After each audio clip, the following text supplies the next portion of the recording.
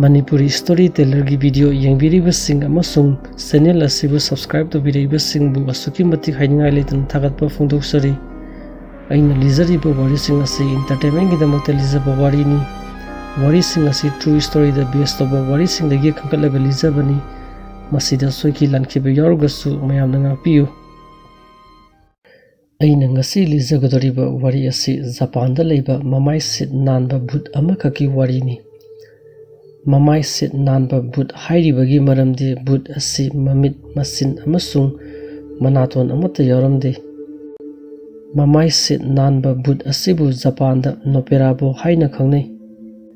Kanagumba kharanadi Bhoot asibu mujina kouba sa makhal amani haina thajanarami masi tasengna aranbani. Noppera-bo hairiba Bhoot asi sanati Japan da leiba Bhoot makhal amani. Bhoot asi Mamai Chit Nanjarabasu sawang sadadi miyoibaga chap manarami. Siklaba misik mirakhol tadraba matam ihang hangba mi kana amata leitaba lambi amasung lamhangna singba mafamsingda Bhoot asibu toina thengnarami. Aikhoina Japan ki horror movie yengba matamda khangba ngami madudi Japan da leiba Bhoot asi asuki matik sathi amasung mibu yam tamthiba mawngda hatli. Samna hairabada The Grudge hairiba Japan ki horror film asida yauriba Bhoot asigi maming kayako saiki kawi. Kanagumba miyoi kharana kayako saiki hairiba Bhoot asina leiriba yumduda sangluba matamda Bhoot asina makhoibu asuki matik tamthiba mawngda halammi. Adubu Noppera-bo hairiba Bhoot asidi ngasi fawba mi hatli haibagi paw amata tadri. Maram asina Noppera-bo hairiba Bhoot asi mibu kihan khanganba Bhoot makhalsingi manungda salammi. Aina ahanba lizagadoriba wari asi tasena thokibara natragana kanagumba kharana semsin sajinba warira haibasi kana amatana khangba ngamdri. Adubu aikhoina khangba ngamlami madudi aina huzik ahanba lizagadoriba wari asidagi Japan hairiba lebak asida Noppera-bo hairiba Mamai Chit Nanba Bhoot asi Miyam pumana khangba horakhi amasung Bhoot asigi wari asi mafam khudimakta santoklami. Noppera-bo hairiba Mamai Chit Nanba Bhoot asi matau karamna Japan hairiba lebak asida sandorakpa horakhi haibasi khangnabagidamak mayam aigi ahanba wari asi taminarasi. Matam amada Japan hairiba lebak asida nga pharaga hingjaba nupa amakak lerami. Mahak asuki matik tanganba nupa amakhakni maram asina mahakna nongmata arapada leiba pat natraga samudrada chatlaga nga phage haina khalamdi. Mana anak-anakpada leiriba pukhi amasung turelsingda nga phaba chatlammi. Nongmadi nga phaba nupaduna thaina ningthau palingai matamda semlamba koi pukhi haina khangnaba pukhi asida nga phaba chatluge haiduna magi nupida hairammi. Koi pukhi asi thaina Japan gi ningthausinga leramba kunung amagi manakta lerami. Nga phaba nupadugi nupiduna mangonda hairammi mafam aduda chatlunu amasung pukhi adudagi nga farunu maramdi koi pukhi haina khangnaba pukhi asi thaina ningthau palingai matamda laitin khoirambagi thoramsingda sijinarami. Makhatana magi nupiduna hairammi pukhi asigi manakta mungphom kaya amasu leibani amasung mungphom asi tamnabani. Magi nupina hairiba wari asi tabada nga phaba nupaduna Bhoot haibasidi angang masada ligadaba warini haiduna nongna pukhi aduda nga phanabagidamak satkirami. Mahangna pukhi adu yoromdaida lambida satlingai matamda nupa amakak thingnarami amasung mangonda hairakhi pukhi aduda satlunu pukhi adugi manakta nga phabadi lairadana mi kana amata pukhi asigi manakta sangnadabani. Mahangna lambida thingnariba nupaduna mangonda koi pukhi hairiba mi kana sangnadaba pukhi asida satnanaba kaya honarami adubu nga phaba nupaduna tasinaramde amasung makhatana pukhi adu younaba salammi. Pukhi adu yauraba matungda nga phaba nupaduna ngaihak potharami adugi matungda khoisupa horami. Matam adu nungthingi pung amarom tarakpa matamni numiki mangal asuki matik ngalammi adum oinamak atiyada pairiba lesin masa mayamduna numiki mangal singdu thalammi. Maram asina yamnasu sadaba yamnasu ingdaba aying asagi matam ama oirami. Pukhi adugi akoibada uwa zabun mayam ama horami amasung matam aduda pukhi adugi akoibada mi kana amata leiba uramdi. Pukhi dugi nakanda leiriba mungphom singdu nungsa mangan yerakpadagi ilang langna urami. nga phaba nupaduna magi khoijeida ahanba nga phage tawringai tanja aduda pukhi adugi nakanda leiriba mongphomlomdagi nupi amakhakna mana leiriba maikairomda laklammi nupi aduna nga phaba nupaduna leiriba mafam adu yauraba matungda nupaduda hairammi kanano pukhi asidagi nga phage honariba nahakpu kari maramgino mi kanasu changnadaba mafam asida nga phage honaribadi pukhi asi aigi pukhini maram asina pukhi asidagi nga phabiganu wahisingdu taraba matungda nupaduna nupiduda munna yenglammi nupi adu masak matau asuki matik phajarammi amasung nupiduna mangonda hairibasingdu mana thajaramde mana khalammi nupiduna mangonda phagi tawribani amasung langnaribani maram asina mana makhata na nga phanaba honarammi amukasu masak matau phajarbi nupiduna saurapna khonjel wangna mangonda hairakhi pukhi asi aigi pukhini pukhi asidagi nga phabiganu khonjeldu tarakpa matamda nupaduna nupiduda amukasu yenglammi handamukti mahakna nupidugi mamaida munna yengjiluba matamda nupidugi mamaidu sit nalaga lerammi kiningai oiraba saktamdu mana uruba matamda mangonda khanglammi amasung mihun swai laurammi mana puragliba nga phabada sizinariba pochai singdu hundoklamlaga pukhidu leiriba mafamdudagi senthuraki amasung magi yum yaunaba kanna selammi yum yauraba matungda nga phaba nupaduna magi kada pakhatpaga loinana lolammi tanja aduda magi nupiduna magi kada sanglakhi amasung magi nupaduna kaduda lotuna masa humang mapi kangduna thak thak niklaga leirambadu ubada magi nupiduna mangonda hairakhi kari maramgino nangna nasa thak thak niklaga aduyam pakhalaga lotuna leiribadi nupaduna magi nupida hairammi nangna ngasai koi pukhi haina khangnaba mi sangnadaba pukhiduda salugunu haibadudha aina taramlabadi thaudoksing asi thoklamloidabani nupaduna magi nupida hairammi mana pukhiduda nga phanaba honarigai matamda nupi amakhak magi manakta laklammi makhatana magi nupiduda hairammi aina nangonda nupidugi kiningai oiraba saktamdu hairabasu nangna thajabigidaba mandi mikup aduda magi nupiduna hairakhi aigi maida munna yengu nangna pukhida thenakhiba nupi adugi mamaidu sumaina tawbra haiduna nupiduna magi mamaidu makhutuna nanthoklammi amasung sit nanba mamaidu nupaduda ulammi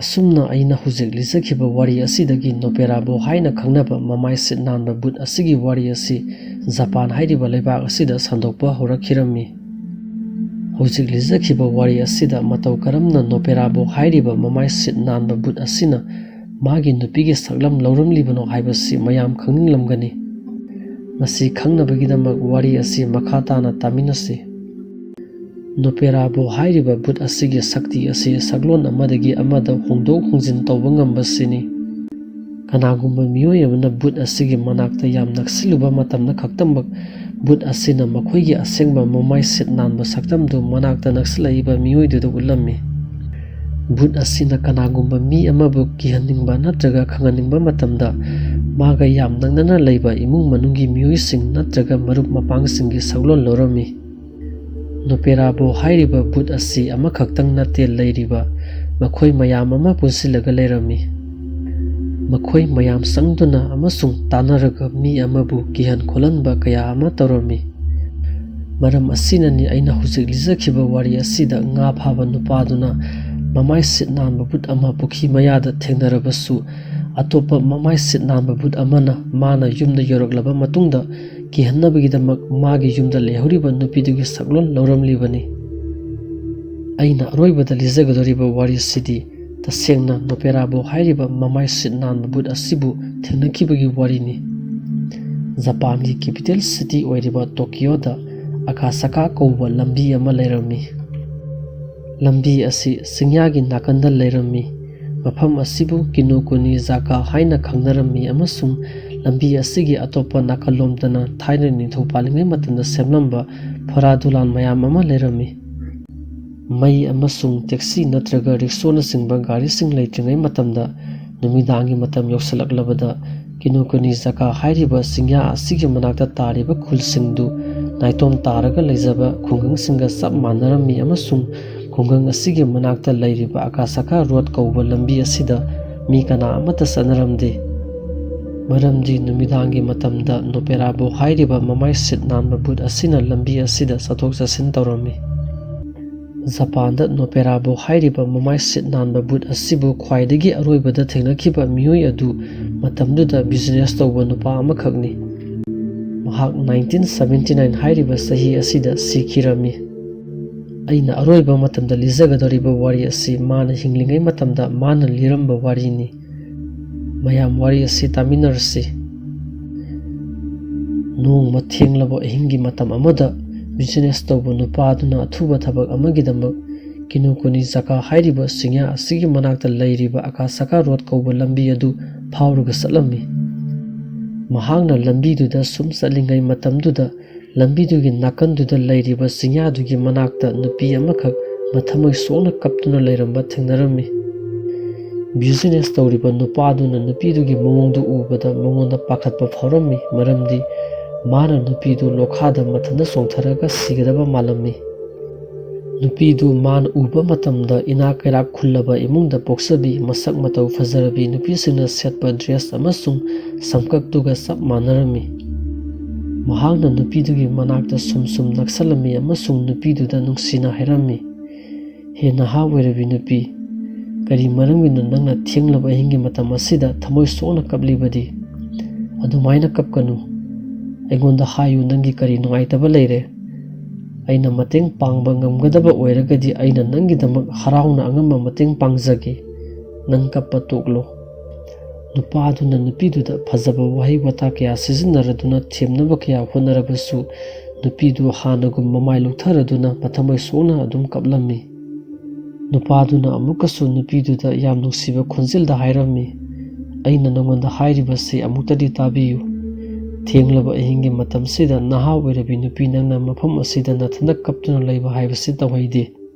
Maram asina aina amukasu nangonda haizari kappa tokpiro aduga aingonda hairaku nangi nungaitabagi maramdu. Wahisingdu tabada nupiduna phamlambadagi lepkhatlami adum oinamak hanagumna mathamai sokna adum kaplami. Nupaduna nupidugi manakta naksalami amasung nupidugi lengjumda magi makhutuna tapna thenglami aduga hairami. He naha oirabi nupi aina hairibasi mikup amatang oirabasu tabiyu. Madudagi naha oirabi nupiduna nupaduna lairiba maikairomda onthorakhi. Nupiduna kappadagi thulagliba mapidu taithongnabagidamak mana nupidugi masamdu haigatlami amasung urami nupidugi tamthiraba kiningai oiraba Mamai Chit Nanba saktam adu. Nupaduna khangaga lawba haurakhi amasung mafamdudagi yam kanna senkhirami. Singyadugi manak nakpada tariba khuldu yaunaba mana lambiduda kanna selami. Matamduda lambidu asuki matik mamlami amasung lambi manakta mi kana amata laiba uramde. Mahakna tung onthoklaga amuk hana yengge haina khalamde amasung yam kanna selami. Mamai thangda mahakna yam lapna laiba mafam amada maingan masa amakhak ngalaga laiba urami. Maingandugi manakta yaunaba mana kanna selami. Mahakna maingandugi manakta sum naksiluba matamda mana khangba ngamlami madudi maingandu mafamduda lairiba dukanduda thaliba latendudagi tholakpa maingani. Matamduda dukanduda thaliba latendudagi tholakpa maingandu natana atopa maingan amata uramde. Dukandugi mapuduna latendu pairaduna dukandugi thongdu lonsilingai matamni. Mahakna dukangi mapu adugi manakta kanna sansilami. Mana dukan mapudugi makhong mayada turami amasung sor thabet holaduna kaplami. Dukan mapuduna latendu pairaduna nupaduda hairakhi kaidorage nangbu kanaguma miyoi kharana nangoda sohan kholamba tawrakpra karigino nangna adu yana pakhalaga silaklebadi. Nupaduna hairakhi aingonda kanaguma amatana sohan kholanba amata tawrakte. Dukangi mapuduna amukasu hairai adudi nangna kiribasi kanaguma huramba kharana nangondagi paisa munge tawrakpara aingonda amuktadi mayak sengna hayo. Nupaduna yam kina hairaki huramba natte. Aina thengnaragliba miyoi adu huramba natte. Aina thengnaragliba miyoi du nupi amakhakni aduga mana aingonda ulaki. Nupiduna aingonda ulagliba saktamdu nangonda haiba yade maramdi aina hairabasu nangna thazaroi. Dukan mapuduna ha kai haiba Nangna thendaraliba nupidugi saktamdu sumaina tobra? Asumna hairaduna ulami dukan mapuduna nupaduda magi sit nanba mamai adu. Mikup aduda latingi mengandu sumutkirami.